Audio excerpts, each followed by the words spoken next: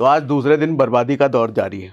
लेकिन आज सबसे बड़े मुद्दे पर हम बात करेंगे कि पैसा निकालें, रुके रहें या और खरीदना है भैया, ये बताओ। क्योंकि कुछ भी कर लो, कितनी भी एनालिसिस बता दो, एट द एंड बहुत सारे लोगों का सवाल ये रह जाता है कि करना क्या है, ये बताओ। इतना ज्ञान मत दो, इतना हमको नहीं जानना, ये बताओ मेरा जो पैसा लगा है निकाल लूं, बना रहूं या फिर और खरीदूं, ये बताओ।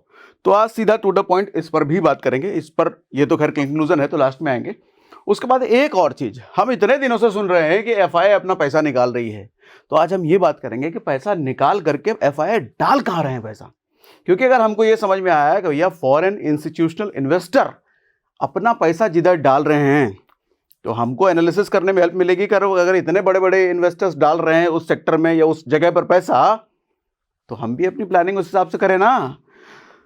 ये मुझे लगता है आज तक किसी ने बताया कि नहीं बताया कि पैसा ये डाल किधर रहे हैं। एफआई निकाल रहे हैं तो रोज कोई ना कोई बता रहा है, इतना निकाल दिया, इसने निकाल दिया, वहां निकाल दिया। डाल किधर रहा है, आज हम बात करेंगे पैसा डाल किधर रहे हैं एफआई। ठीक है, कैसे हवा हो गए इन्वेस्टर्स के लाखों करोड़, 19 लाख करोड़ के आसपास हवा हो गए भैया एक हफ्ते में। एफडी का रिटर्न मार्केट से ज्यादा हो चुका है। कल ही हम बात कर रहे थे, मुझे डर है कहीं एफडी का रिटर्न ज्यादा ना हो जाए। हो गया, अभी दिखाता हूं कैसे। अगले दिन क्या होगा गारंटी के साथ बताऊंगा। लोग कहते हैं ना कि अगले दिन क्या होगा वो पहले बताओ, एडवांस में बताओ। आज गारंटी के साथ बताऊंगा, कोई नहीं बता सकता, आज गारंटी के साथ बताऊंगा अगले दिन क्या होगा। ठीक है, अच्छा एक चीज पहले ये दिखाता हूं। कल जब हमने, आपने अगर ये नहीं देखा तो देख लीजिएगा, बहुत हेल्पफुल है। और इसी की वजह से 22 घंटे में लगभग 3 लाख से ज़्यादा लोगों ने इस वीडियो को देखा है। शेयर मार्केट के एनालिसिस जो हमने कल बात करी थी, फेड रेट वगैरह बहुत डिटेल में समझाया है देसी भाषा में। अच्छा, इस वीडियो के कमेंट में बहुत सारे लोगों ने ये कहा, बहुत सारे तो नहीं, कुछ थे, तो कुछ लोगों ने ये कहा कि पहले क्यों नहीं बताया, गिरने के पहले। अगर पहले बता देते तो हम कुछ करते, अब तो गिर गया, अब हम क्या करें। तो चाचा जी, अगर आप हमारे चैनल को, हमको लगातार फॉलो करते हैं, देखते हैं, तो हमने पहले नहीं, पहले से भी पहले यही बता रखा है। यहां पे हमने एनालिसिस में ये बोला है आगे के लिए। अच्छा, डेट भी बताया कि कब तक ये सिलसिला चालू रहेगा, ये भी यहां बताया और आज भी बताऊंगा। सर यहां जब हमने एनालिसिस करी, यहां भी हमने यही बात बोला है कि अभी गिरेगा। अच्छा, उसके बाद हमने कुछ और जगह करी थी, यहां भी हमने बात करी थी, इसमें भी यही बोला था गिरेगा। उसके पहले अडानी वाले में भी यही बात करी थी कि गिरेगा। सर हम लगातार ही बोल रहे हैं, और ये डेट मैं दे रहा हूं कब तक, 1 फरवरी तक। 1 फरवरी तक ये सिलसिला चालू रहेगा। और ऐसा नहीं है कि रोज ही गिरेगा, रोज नहीं गिरता। मार्केट का गिरना हो या मार्केट का उठना हो, स्विंग की तरह गिरता है और स्विंग की तरह उठ। स्विंग मतलब समझ रहे हो ना, अगर गिरना होगा तो ऐसे ऐसे करके गिरेगा। तो जब ऐसे आया तो आपने देखा, लेकिन अगले दिन हो सकता है ऐसे भी जाएगा। तो ये ऐसे जाने वाली चीज को ये ना समझ लेना मार्केट बुलिश हो गया, ना ना ना, वो नीचे जाएगा, फिर ऐसे, फिर ऐसे, फिर ऐसे, फिर ऐसे। यही चीज होती है, मार्केट जब ऊपर भी जाता है तो स्विंग की तरह ऊपर जाता है, नीचे आएगा फिर ऊपर। लेकिन हमें देखना है लंबा होरिजन, वीकली, मंथली या 6 महीने का। ठीक है, तो मैं तो डेट दे रहा हूं भैया, 1 फरवरी तक ये सिलसिला चालू रह सकता है। मेरा कन्विक्शन तो बड़ा स्ट्रांग है इस पर, लेकिन किसी किसी दिन ऊपर भी जाएगा। तो ये मत मान लेना कि अब तो हो गया। क्यों, ये इतना कॉन्फिडेंस के साथ मैं कैसे कह रहा हूं, क्या लॉजिक है इसका, क्या रीजन है इसका, समझाता हूं ना, पूरा डिटेल बताता हूं भी। देखो आज क्या हुआ है, पहले ये समझाता हूं। 2 इंपॉर्टेंट पार्ट है, पैसे का क्या करना है, आगे रुकना है, निकालना है, इस पर बात करेंगे हम लास्ट में।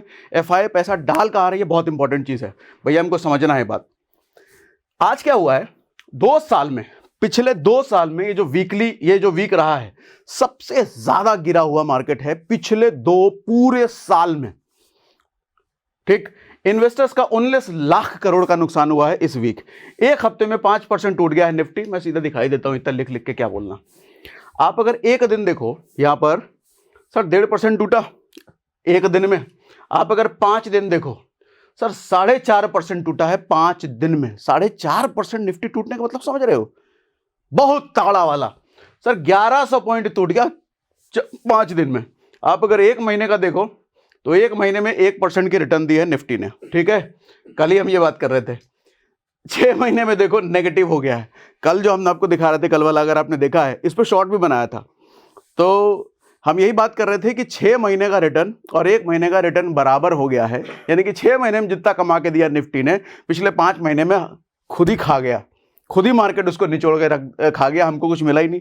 अब तो नेगेटिव हो गया भैया। 1 महीने में रिटर्न 1% और 6 महीने में उससे भी कम। अच्छा, और मजे की बात, कल भी ये बात करी थी हमने एफडी वाली, डर है कि कहीं सिंगल डिजिट में ना आ जाए, आ गया 8.5% ईयर टू डेट। हालांकि पूरा एक साल कंप्लीट नहीं हुआ है, अभी 1 महीना बाकी है पूरा साल कंप्लीट होने में। तो देख रहे हो चाचा, 8.5%। आपको तो बहुत सारे एफडी आजकल 9% भी दे रहे हैं।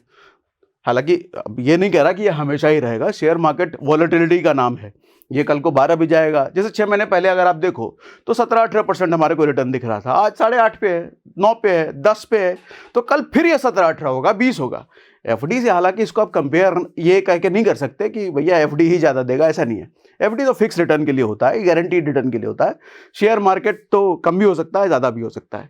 लेकिन शॉर्ट टाइम पीरियड के लिए एक चीज़ समझने वाली बात है कि अभी जो हाल चल रहे हैं वो एफडी ज़्यादा रिटर्न देने वाला हाल हो चुका है। ठीक है, ये था निफ्टी का हाल अभी का। अच्छा, सितारे जमीन पर आ चुके हैं चाचा। सितारे जमीन पर कहने का मतलब इस वीक निफ्टी के 50 शेयरों में से 48 शेयर गिरे हुए हैं। 50 शेयरों में से 48। कुछ टॉप के शेयर की बात करूं, श्रीराम फाइनेंस 9% गिरा है, Tata motors 8.5%, JSW steel 8%, IndusInd 52 week के लो पे जा चुका है, रिलायंस इंडस्ट्रीज 52 वीक के लो पर, टाटा कंज्यूमर प्रोडक्ट 52 वीक के लो पर। ये सब बड़े बड़े दिग्गज स्टॉक्स हैं। ठीक है, अब यही चीज मैं आपको यहां भी दिखा देता हूं। कहां गया, ये देख लो भैया, निफ्टी 50 में हालात क्या हैं। सिर्फ एक पॉजिटिव में है, बाकी ये सब बहुत माइनर चेंज हैं। और यहाँ पे देखो तो negative negative negative negative negative negative सारे। ठीक है, अच्छा, यही चीज आप अगर इसको मिड कैप में देखो, निफ्टी मिड कैप 100, तो मिड कैप 100 में तो लालम लाल। आप अगर और जा करके नीचे देखो, बीएसई में आकर के थोड़ा आपको दिखाता हूँ, ज़्यादा आपको क्लैरिटी समझ में आएगी इससे। Small cap sir 102 stocks positive में हैं, 834 स्टॉक नेगेटिव में हैं। ये इतना ही सारे सिर्फ पॉजिटिव में हैं, ये सब अनचेंज। और जरा लाल लाल लाल लाल का कारवा देखो। अच्छा, स्मॉल कैप और मिड कैप में जब इतनी बिकवाली आ रही है ना, तो ये बड़ा सीरियस कंसर्न है। मैंने लिखा भी आगे, समझाऊंगा आपको, लेकिन वैसे बता देता हूं, बात आ गई तो। सीरियस कंसर्न इसलिए है सर क्योंकि स्मॉल कैप और मिड कैप वो एरिया होता है ना, वो इंडेक्स है ना, जहां पे बहुत ज़्यादा इन्वेस्टमेंट होता है, बहुत ज़्यादा लोग बिलीव करते हैं, क्योंकि हाई रिस्क हाई रिवॉर्ड वाले स्टॉक्स हैं। तो बहुत ज़्यादा लोगों को चाहिए होता है कि हमको हाई रिवॉर्ड मिले, जल्दी रिटर्न मिले, ज़्यादा रिटर्न मिले। और स्मॉल कैप और मिड कैप में वो पॉसिबिलिटी भी होती है, क्योंकि ये छोटे स्टॉक्स होते हैं, इनके ग्रो करने की पॉसिबिलिटी ज़्यादा होती है, लेकिन रिस्क भी उतना ही होता है। तो इसलिए ज़्यादातर इन्वेस्टर्स इसमें इनका बिलीफ होता है। और अगर ये नेगेटिव रिटर्न देने लग जाएं, जो कि इनका नेगेटिव रिटर्न कम होता है अच्छे अच्छे स्टॉक्स का, ये अगर नेगेटिव रिटर्न दे रहे हैं और वो भी इतने लंबे, इतने बड़े बड़े नंबर के नेगेटिव रिटर्न, तो बहुत ज़्यादा सीरियस कंसर्न है, बहुत ज़्यादा ही सीरियस कंसर्न है। अब आओ समझाता हूं क्यों गिर रहे हैं बाजार। जरा ये समझते हैं। ग्लोबल संकेत बहुत खराब है भैया। यूएस के फेड रेट का रुख निराश है। ये फेड रेट पर हमने कल वाले वीडियो में डिटेल में बात कर रखा है, समझा भी रखा है, बहुत देसी भाषा में। जिसको फेड रेट नहीं समझ आता ना, पूरा डिटेल समझा रखा है, होता क्या है, सेंटिमेंट क्या है। तो इस पर मैं आज नहीं जा रहा। ठीक है, फेड रेट का नेगेटिव रहा है, जितनी एक्सपेक्टेशन थी उतना कट नहीं हुआ है, जिसकी वजह से इन्वेस्टर्स नाराज हैं। और इन्वेस्टर्स नाराज हैं तो वो अपना पैसा मार्केट से निकाल रहे हैं। ये अमेरिकी बाजार का हाल है। और जब अमेरिकी बाजार के हाल ये है कि इन्वेस्टर्स पैसा निकाल रहे हैं, डाउ जोन्स S&P 500 इतना गिरा हुआ है, तो उसका सीधा इंपैक्ट भारतीय बाजार पर होगा ही। भारतीय बाजार भी भैया गिरा है, ये मोटा मोटी। लेकिन डिटेल में समझने के लिए ये वाला जरूर देख लेना, अगर नहीं देखा है तो। बहुत प्यार से, बहुत डिटेल में समझा है, तभी तो 22 घंटे में 3 लाख से ऊपर लोगों ने देख लिया इसको।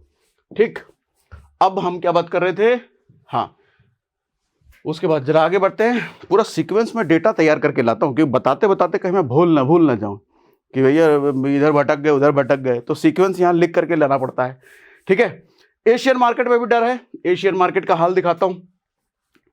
अमेरिका का मार्केट, जापान का मार्केट, चाइना का मार्केट, फ्रांस का मार्केट, रशिया का मार्केट, सारे मार्केट आप देख लो, नेगेटिव नेगेटिव नेगेटिव नेगेटिव। ये दो बहुत थोड़े थोड़े, 0.51, 0.04, 0.13, बहुत थोड़े थोड़े हैं, लेकिन बाकी सारे, पूरा एशियन मार्केट नेगेटिव है। इसका मतलब सिर्फ ये नहीं है कि हमारा भारतीय बाजार गिरा है, पूरा एशियन मार्केट नेगेटिव है, सेंटिमेंट सब नेगेटिव है। ठीक, अब यूरोपियन मार्केट भी गिरे हुए हैं, 1% से 1.5% तक गिरे हुए हैं यूरोपीय बाजार। FII की बिकवाली, अब जरा FII पर आते हैं।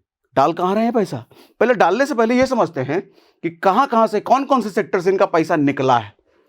सर अक्टूबर की बिकवाली आपको याद है ना, 1,00,000 करोड़ की बिकवाली, सबसे बड़ी बिकवाली इस हफ्ते 15,000 करोड़ हो चुका है, सिर्फ इस हफ्ते। ये देखो, ये भी दिखाई देता हूं आपको।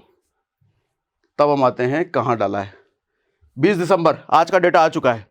आज का डेटा आ चुका है 20 दिसंबर को 3,500 करोड़ इन्होंने बेच दिया आज भी। 19 दिसंबर देख लो 4,000 करोड़, 1,300, 6,000 करोड़। एक और चीज समझ सकते हैं कि ये डीआईए की बिकवाली, सॉरी खरीदारी है। डीआईए ने खरीदा है 1,300 करोड़, कल खरीदा था 3,900 करोड़। 3,900 करोड़ से सीधा इनकी खरीदारी 1,300 करोड़ पे आ चुकी है। इसका मतलब क्या है, हमारा देसी इन्वेस्टर भी थोड़ा डर रहा है, भैया ज्यादा खरीदारी नहीं करना है, रुको रुको रुको रुको रुको, लगता है मार्केट अभी और नीचे जा सकता है, और गड़बड़ हो सकता है। कल तो इन्होंने जोश जोश में मुझे लग रहा है खरीद लिया 4,000 करोड़, लेकिन आज 4,000 से सीधा 1,300 करोड़ पे आ गए। रुको भैया, तो एक बड़ा संकेत है। ये कौन है? डीआईए, म्यूचुअल फंड वाली कंपनी, बड़ी बड़ी कंपनियां हमारे देसी भारत के, ये रुक गए। अब खरीद एवरेजिंग तो ये भी कर रहे हैं, लेकिन एवरेजिंग का इनका इन्होंने रेशियो अपना घटा दिया है, ठीक है। तो इनको भी शायद लग रहा है कि अभी मार्केट और नीचे जा सकता है। अभी आऊंगा, पूरा कंक्लूजन दूंगा, लास्ट तक रुकना, क्या इसका रीजन, तथ्य वगैरह है, सब दूंगा, कुछ नहीं छोड़ने वाला मैं। एक हफ्ते में 15,000 करोड़ की बिकवाली तो हो गई, तगड़ी वाली। अब एक चीज ये आपको दिखाता हूं कि कहां कहां बेचा है एफआईआई ने। Sir, oil, gas, consumable fuels, मतलब ये जो सेक्टर है, इस सेक्टर में अक्टूबर में 21,000 करोड़ इन्होंने बेचा। इस सेक्टर में 13,000 करोड़ नवंबर में बेचा, 5,000 करोड़ दिसंबर में बेचा। 1 से 15 तारीख तक का ये डेटा है, 15 के बाद का डेटा भी नहीं है अपने पास। ऑटोमोबाइल सेक्टर में आप देखो 10,000 करोड़, 7,000 करोड़, 1,000 करोड़, 1,800 करोड़ मान लो इसको। फास्ट मूविंग एफएमसीजी बोल लो इसको, consumer durables, power, construction material, इन सब में लगातार 3 महीने एफआईआई ने बेचा है। क्या समझ में आता है? इससे एक चीज ये समझ में आती है, आप अगर बहुत ज्यादा टेक्निकल्स, फंडामेंटल्स नहीं जानते या नहीं इंटरेस्ट वगैरह जो भी है, तो आप ये फॉलो कर सकते हो। अगर हम ये देखें कि एफआईआई इन सेक्टर में बेयरिश है, इन सेक्टर से बाहर निकला है, तो कुछ तो एनालिसिस रही होगी उसकी, इतने बड़े बड़े इंस्टीट्यूशन है। तो आप अगर इसमें इन्वेस्टेड हो तो सोच सकते हो, क्या सोचना है आप देखो। तो बस ये मैंने आपको इशारा कर दिया। बाकी इनफ्लो अगर देखें कि पैसा का गया कहां है, एफआईआई ने डाला कहां है, तो सर फाइनेंशियल सर्विसेज में डाला है। ये अपने भारतीय शेयर बाजार की बात कर रहा हूं, बाहर की नहीं। हमारे शेयर बाजार में फाइनेंशियल सर्विसेज में इन्होंने डाला है। ये कौन सा है? अक्टूबर है। 26,000 करोड़ अक्टूबर में निकाल लिया था इन्होंने, उसके बाद 2,500 करोड़ डाला, 7,000 करोड़ दिसंबर में डाला। 1 से 15 दिसंबर तक का डेटा है। इंफॉर्मेशन टेक्नोलॉजी, आईटी में डाला, रियल्टी में डाला, अदर्स डाला, consumer services, capital good, health care, construction, metal mining, इन सब में एफआईआई ने इस रेशियो में डाला है। तो एक प्लानिंग हमारी हो सकती है, हम भी इस सेक्टर पर थोड़ा सा नजर रख सकते हैं। अब इस सेक्टर में कौन से स्टॉक है इसकी इंफॉर्मेशन नहीं है मेरे को, लेकिन इस सेक्टर में जाकर के एनालिसिस थोड़ी कीजिए, खुद भी तो कुछ कर लो, सब हमें बताएं, ठीक है।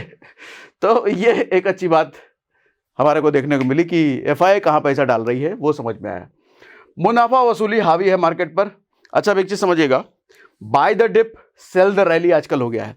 कल की बात कर रहा हूं, कल मैंने बड़े बड़े चैनलों पर देखा, बड़े बड़े चैनलों का मतलब समझ रहे हैं ना आप, वहां पर कुछ लोगों ने कहा, कुछ का मतलब वो बड़े बड़े वाले, नाम ले नहीं सकते, अरे कुछ नहीं है, फेड रेट कट हुआ है तो ठीक है, हल्का फल्का ये नेगेटिव रहेगा, फिर सही हो जाएगा मार्केट। आज सिर्फ एक दिन में उनके स्टेटमेंट बदल गए पूरे, एक दिन में। मैं पिछले 1.5 महीने से ये कह रहा हूं कि बियरिश रहेगा, अभी गिरेगा गिरेगा गिरेगा गिरेगा। देखो, मैं ऐसा नहीं कह रहा कि मैं बहुत जानकार हूं, मैं तो बहुत रिसेंटली 2014 मार्केट में आया। लोग तो 30-30 साल से बैठे हैं, और 30-30 साल से बैठने के बावजूद पता नहीं क्या होता है भैया, ये कैसे कह सकते हैं वो लोग।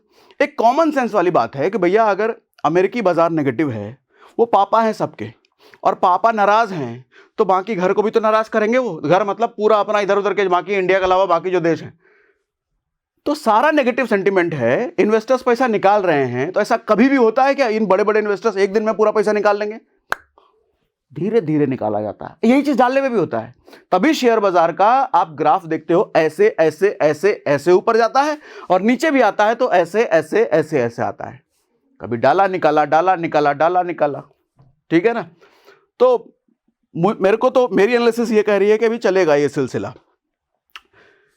वो लोग ये कह रहे थे कल तक कि एवरेजिंग कर सकते हैं, छोटा मोटा नेगेटिविटी है, एवरेजिंग कर सकते हैं, लेकिन अब बदल गया है। अब क्या बदल गया है कि भैया जितना गिरे बाय द डिप वाला कॉन्सेप्ट हटाओ, मतलब गिर रहा है तो बाय करो, ये वाला कॉन्सेप्ट गया, क्योंकि अब भरोसा नहीं है कितना गिरेगा। मैंने किसी बहुत बड़े वाले को सुना, उनकी ये लाइन है कि भैया अब सब हो गया, अब मार्केट किसी भी सपोर्ट को तोड़ सकता है, इतना खराब हो गया है मार्केट। कल की स्टेटमेंट कुछ और थी, आज की स्टेटमेंट एक दिन में बदल गई। तो अब सेल द रैली हो गया। जैसे आपको रैली मिलता है, जिस दिन भी रैली मिले, क्योंकि एक एक दिन तो आपको रैली मिलेगा, ऐसा नहीं हो सकता कि रोज ही मार्केट गिरे, एक एक दिन आपको रैली मिलेगी, मार्केट भागेगा ऊपर की तरफ, रैली मिले बेच दो, ये वो कह रहे हैं। मेरा थोड़ा अलग पर्सपेक्टिव है। मैं कहता हूं अगर लॉन्ग टर्म इन्वेस्टर हो, आप 10, 15, 20 साल वाले हो, तो घबराने की जरूरत नहीं है।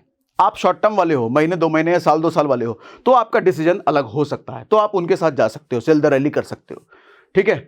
वो डिपेंड करता है कि आपकी रिस्क टेकिंग कैपेबिलिटी क्या है, आप किस तरह के इन्वेस्टर हो, आपका माइंडसेट क्या है, सब उस पर डिपेंड करता है, ठीक है। Nifty mid cap small cap में बिकवाली चालू, ये सीरियस कंसर्न है, मैंने आपको पहले बता दिया। 2% टूट गए, क्लैरिटी नहीं होने के कारण इन्वेस्टर अभी मुनाफा बुक कर रहे हैं, ठीक है। मार्केट ओवर वैल्यूड है। अच्छा, एक और चीज है, पी रेशियो समझते हैं आप? पी रेशियो अगर आप नहीं समझते, मैंने ज्यादा जिक्र इसलिए किया नहीं है कि हो सकता है कि बहुत सारे लोग अगर नहीं समझते हैं तो कहीं कंफ्यूज ना हो जाए, इसलिए हल्का हल्का समझाता हूं। लेकिन अगर आपको पी रेशियो नहीं समझ में आता, बहुत इंपॉर्टेंट फैक्टर है, तो मुझे कमेंट बॉक्स में लिख के बताइए, इस पर एक डिटेल वीडियो करूंगा। पीई रेशियो कितना इंपॉर्टेंट है, ये मार्केट को कैसे इंपैक्ट करता है, कोई भी स्टॉक खरीदने या बेचने से पहले आपको पी रेशियो पर कितनी नजर रखनी चाहिए, कितना होना चाहिए, सब कुछ बहुत डिटेल में अपनी जो एक्सपर्टीज है, देसी भाषा, ऐसे समझाऊंगा। फिलहाल ये समझो कि 22 गुना पी रेशियो अभी चल रहा है, निफ्टी की बात कर रहा हूं सर। पिछले 10 साल में एवरेज जो रहा है लगभग 19 गुना है, और अभी भी जो पी रेशियो निफ्टी का चल रहा है 22 गुना, यानी कि 3 गुना अभी भी ज्यादा है। इसका मतलब मोटा मोटी आम भाषा में ऐसे समझिए कि आपने ऐसा देखा है कि जब सैमसंग का मोबाइल लॉन्च होता है, तो एकदम सबसे महंगा वाला प्राइस रहता है, नया नया लॉन्च हुआ है। 6-7 महीने बाद आप देखते हो उसका प्राइस गिर जाता है, साल भर बाद उसका प्राइस और गिर जाएगा। तो अगर आपने उस वक्त खरीदा है जब मोबाइल फोन लॉन्च ही हुआ है, तो मतलब आपने सबसे महंगा खरीदा है। 6 महीने बाद आपको थोड़ा अफसोस हो रहा होगा, अरे यार थोड़े दिन रुक जाते तो सस्ता मिल जाता। ऐसे में होता क्या है कि जब, चलो मोबाइल का तो खैर अलग पैशन होता है, अलग होता है, महंगा पहले दिन खरीदेंगे, आईफोन वाला लाइन वाइन लग के वो अलग कंसर्न है। लेकिन जनरली हमारे क्या होती है कि अगर हमने कोई चीज़ महंगी खरीदी है और 2-4 लोगों ने उंगली कर दिया कि अरे तूने तो बहुत महंगा खरीदा है, मैं तो सस्ता खरीदा, अरे इतना महंगा तूने खरीद लिया, मुझे बोलता मैं तो सस्ता दिलवाता। ये वाली चीज़ जब होती है ना, और जब भाव और गिरने लग जाता है, तो आदमी डरता है, कहता है अरे मैंने पहले महंगा खरीद रखा है, गिर गया क्या, अरे बेचो बेचो, ज़्यादा नुकसान ना हो जाए, बेचो बेचो बेचो। अभी इंडियन शेयर मार्केट का हाल यही है। अपना मार्केट वैसे ही ओवर वैल्यूड है, पहले ही महंगा है, लोगों ने 25,000 26,000 के भाव पर चीजें खरीद रखी हैं।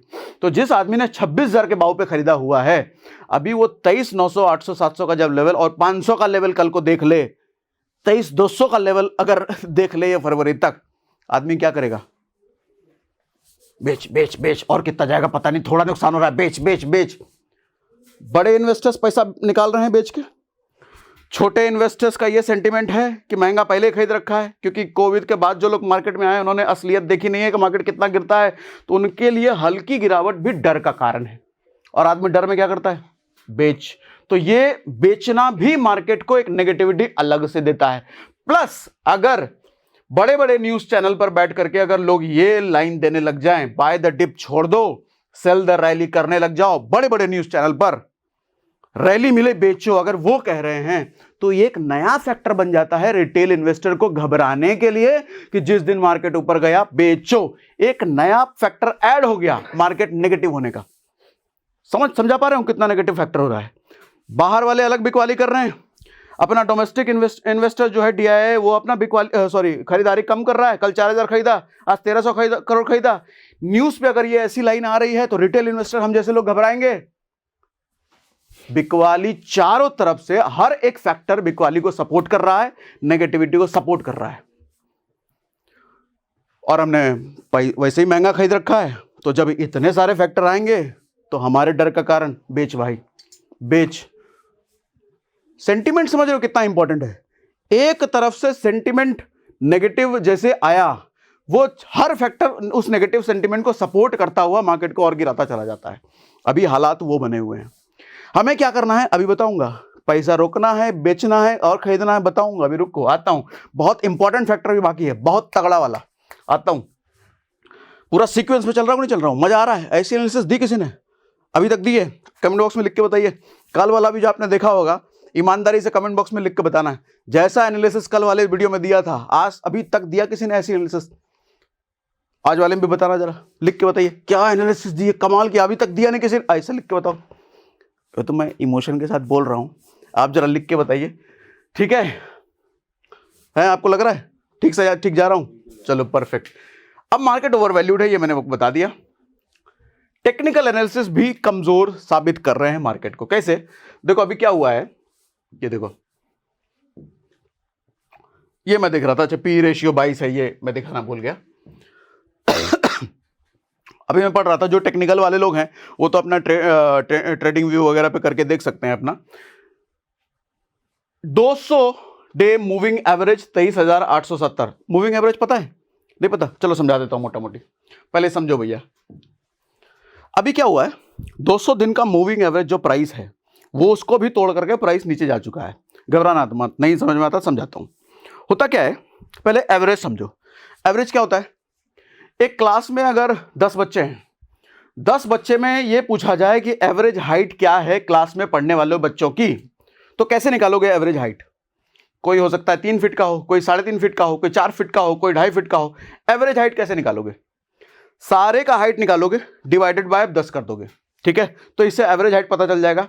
मार्केट में प्राइस ऐसे निकलता है, पिछले 200 दिन में क्या क्या प्राइस रहा है मार्केट का। निफ्टी की हम बात कर लें तो निफ्टी का क्या क्या प्राइस रहा है, वो सारे को ऐड करो और ऐड करके डिवाइडेड बाय 200 कर दो, तो वो जो प्राइस निकल के आती है वो बेस्ट प्राइस माना जाता है बाय करने के लिए। बेस्ट क्यों? क्योंकि वो एवरेज प्राइस है। ये माना जाता है कि जब मार्केट में प्राइसिंग एवरेज के पास हो वो बेस्ट है बाय करने के लिए, ठीक? बहुत अच्छी अपॉर्चुनिटी है। अभी क्या हुआ है, एवरेज को तोड़ करके प्राइस और नीचे आ गया है। अब आप कहोगे ये तो बहुत अच्छी बात है, एवरेज पे खरीदना था, एवरेज से और नीचे आ गया है तो बहुत अच्छी बात है, अभी खरीदने का टाइम है, बेस्ट टाइम है। नहीं, क्यों नहीं? क्योंकि जब एवरेज को तोड़ करके प्राइस नीचे आता है तो एक चीज समझिए, इसके चांसेस बढ़ जाते हैं कि प्राइस ने जब एवरेज को तोड़ दिया, 200 दिन के एवरेज को तोड़ दिया और नीचे चला गया, अब बहुत ज्यादा चांसेस हैं कि प्राइस और नीचे जाएगा। ये चांसेस हैं बहुत ज्यादा। तो अब क्या करें?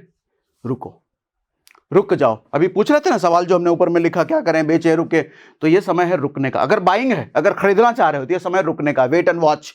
रुको भैया, रुको। तो कब खरीदेंगे? जब ये 200 दिन का मूविंग एवरेज से प्राइस और नीचे, मुझे लग रहा है कहीं बोलते बोलते बाउंस ना हो जाए, इसके लिए मैं नोटपैड खोल लेता हूं। रुको समझा ही देता हूं, हो सकता है कहीं ना समझ में आ रहा। आपको समझ में आ रहा है? पक्का समझ में आ रहा है? चलो अभी समझाता हूं मैं। खुल जाओ, ये जल्दी खोलो, इतना टाइम काहे लगा रहे हो? मुझे थोड़ा सा भनक होता है कि मैं शायद समझा नहीं पा रहा, तो कर देते हैं। समझ में आना चाहिए भाई, एकदम सॉलिड समझ में आना चाहिए। अभी समझाता हूं। देखो होता क्या है, आओ इधर। सर मान लो ये एक प्राइस है 100 रुपए, ठीक है? ये एक प्राइस है 10 रुपए, ठीक है? और किसी तरीके से हम एवरेज मान लेते हैं, ये एक प्राइस बीच में निकल के आती है 50 रुपए। कितना सही है, लॉजिकली कैलकुलेशन वगैरह हम कुछ नहीं कर रहे हैं, हम मान के चल रहे हैं ये 50 रुपए एवरेज प्राइस है। तो निफ्टी का प्राइस जब इस प्राइस के आसपास आता है तो बेस्ट टाइम है बाय करने के लिए। अभी क्या हुआ है, निफ्टी गिर करके 35 रुपीज पर आ चुका है, तो मैं ये देख रहा हूं एवरेज प्राइस को तोड़ करके और नीचे गिर आ गया, तो क्या ये मेरे लिए बेस्ट बाइंग अपॉर्चुनिटी है? नहीं है, क्योंकि चांसेस हैं अभी और ज्यादा नीचे चला जाए। लेकिन ये 50 रुपए से और ज्यादा नीचे गिर के निफ्टी कल को 25 पे पहुंच जाए, इसका मतलब क्या समझ में आता है?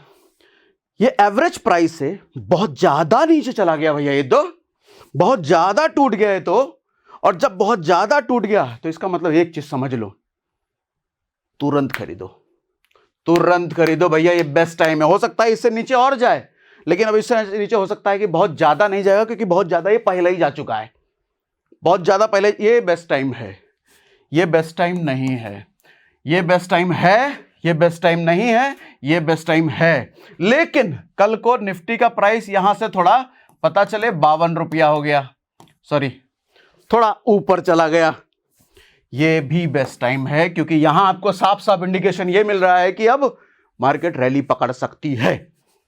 ठीक, समझ में आ रहा है? समझा पाया मैं? परफेक्ट। अब आओ नीचे भैया, कहाँ गया वो? हाँ, ये समझ में आया क्या करना है अभी? अगर खरीदारी करने का मूड है रुक जाओ, बेचने का मूड है तो आप देख लो भैया, लॉन्ग टर्म इन्वेस्टर हो, शॉर्ट टर्म इन्वेस्टर हो, क्या करना है इस पर मैं नहीं कह सकता।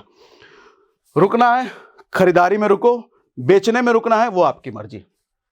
2200 मूविंग एवरेज वाला वेट मैंने समझा दिया। बड़ी बात 20 जनवरी, कल वाले में भी बोला मैंने, 20 जनवरी बड़ा इवेंट है। कौन आ रहे हैं? बड़े चाचा आ रहे हैं। बड़े चाचा कौन आ रहे हैं? ट्रम्प चाचा, बड़े वाले चाचा। तो ट्रम्प चाचा जब आएंगे तो टैरिफ की जो धमका धमकी चल रही है, तुम जो टैरिफ लगा रहे हो हम भी वही लगाएंगे, ऐसा जो धमका धमकी चल रहा है, वो बात सच है झूठ है? ये टैरिफ की लड़ाई बंद होगी या टैरिफ बढ़ाएंगे ट्रम्प चाचा, ये पता चलेगा 20 जनवरी को। तो 20 जनवरी को क्लैरिटी आएगी। अगर टैरिफ बढ़ गया हमारे जैसे देशों पर, यूएस ने हमारे को टैरिफ ज़्यादा लगा दिया तो सेंटिमेंट नेगेटिव, मार्केट और ज़्यादा गिर सकता है। तो इसलिए 20 जनवरी तक रुको। अगला, उसके बाद जब 20 जनवरी को चाचा का जो भी अनाउंसमेंट होगा, उसके बाद छोटे चाचा क्या करेंगे? छोटे चाचा कौन? पॉवेल चाचा, जिसकी वजह से कल बर्बादी हो गया शुरू। तो पॉवेल चाचा क्या करेंगे उसके बाद? क्या फेड रेट जो 4 बार साल में कम करने वाले थे, 25 पैसा करके 1%, इन्होंने बोल दिया अब एक तो हमने कर दिया, अब बाकी भूल जाओ, या अगला 2 ही बार करेंगे। बोल तो दिया है, लेकिन करेंगे क्या ये सच में करेंगे भी अगला 2 बार? या ट्रम्प चाचा का आने के बाद बोल देना अब तुम करवे नहीं करेंगे, हो गया जो कर दिया, या फिर और ज्यादा कट करेंगे, और ज्यादा खुशखबरी लाएंगे? ये सब पता चलेगा बड़े चाचा के आने के बाद। तो बड़ा सेंटिमेंट डिपेंड करता है 20 तारीख को क्या होगा उस पर। उसके बाद हमारे यहां भी तो कुछ चीजें हैं हमारे यहां। अच्छा, आरबीआई क्या करेगी ये भी डिपेंड करता है। रुपया जो गिरता हुआ जा रहा है लगातार, इस गिरते हुए रुपये को बचाने के लिए आरबीआई का क्या स्टेप होगा? क्योंकि देश का रुपया है ना भैया, हमारा रुपया गिरता जा रहा है तो हमारे में चीजें महंगी पड़ेगी, तो हमारे सर पे आएगी महंगाई। आरबीआई का स्टेप लेना जरूरी है। नहीं लेगी तो नेगेटिव सेंटीमेंट कंटिन्यू रह सकता है। स्टेप ले लिया तो नेगेटिव सेंटीमेंट कंटिन्यू होने से रुक सकता है या पॉजिटिविटी आ सकती है अगर आरबीआई ने कुछ स्टेप ले लिए तो। नहीं लिए तो नेगेटिविटी जारी है। 1 फरवरी का इंतजार क्यों है? हमारी ताई चॉकलेट लेके आएंगी, निर्मला सीतारमन। 1 तारीख को बजट आएगा, तो बजट देश का बजट है भैया, तो देश के बजट में क्या होगा? हमको चॉकलेट मिलेगा, लड्डू मिलेगा, या नीम का पत्ता मुंह में ठूस दिया जाएगा? तो बहुत डिपेंड करेगा उस पर।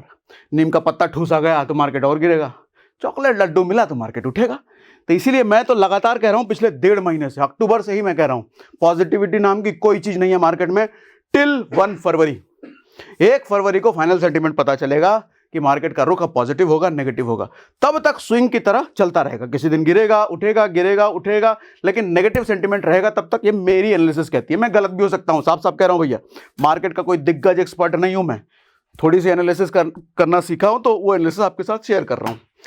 कल मार्केट में क्या होगा ये गारंटी के तौर पर बताऊं? सर, बड़े से बड़ा ज्ञाता नहीं बता सकता कि कल मार्केट में क्या होगा। सिर्फ आइडिया लगाया जा सकता है कि कल ये हो सकता है। गारंटी के तौर पे बता सकता हूं कल क्या होगा। गारंटी दे दूं क्या? कमेंट बॉक्स में लिख के बताइए, दे दूं गारंटी? कल शनिवार है, मार्केट बंद रहेगा तो मार्केट में कुछ नहीं होगा कल। मजाक कर रहा हूं, कल शनिवार है ना, तो मार्केट तो बंद रहता है। कल क्या होगा? कल कुछ नहीं होगा।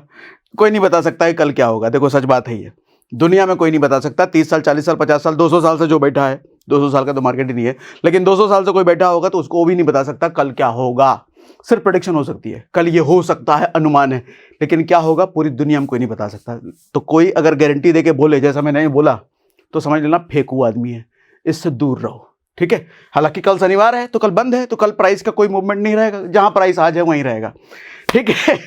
तो एनालिसिस कैसी रही? मजा आया? कुछ नया समझाया, अलग तरीके से समझाया? तो कमेंट बॉक्स में लिख के बताइए कि मजा आ गया, क्या दिया एनालिसिस, ऐसा करके। बाकी डीमैट अकाउंट खुलवाने का लिंक हमने डिस्क्रिप्शन में और पिन कमेंट में दे रखा है। डीमैट अकाउंट नहीं खुलवाया तो खुलवाइए फ्री में, अच्छा, डीमैट अकाउंट के साथ एक और चीज़ याद आया कि बहुत सारे लोग पूछते हैं सर एसआईपी इन्वेस्टर क्या करें, म्यूचुअल फंड इन्वेस्टर क्या करें। आपके लिए एक हिंट देता हूं सर, हमने अपने पॉडकास्ट चैनल पर हमने नीलेश शाह, कोटक एएमसी के जो एमडी सीईओ हैं, उनके साथ पॉडकास्ट अपलोड किया है। म्यूचुअल फंड के बारे में डिटेल हमने बात करी है। अब उन्होंने क्या कहा है हमको म्यूचुअल फंड के बारे में, जरा पूरा जाकर के देखो, क्लैरिटी मिलेगी आपको। एसआईपी म्यूचुअल फंड के बारे में इन्वेस्टर है तो क्या करना चाहिए, वो पॉडकास्ट वाले चैनल पे है। सागर सिन्हा पॉडकास्ट सर्च करोगे चैनल आ जाएगा। नहीं सब्सक्राइब किया तो कर लेना उसको भी, रेगुलर ऐसे पॉडकास्ट हम करते रहते हैं। तो बाकी आज के लिए इतना ही, अब हम भी चल रहे हैं घर।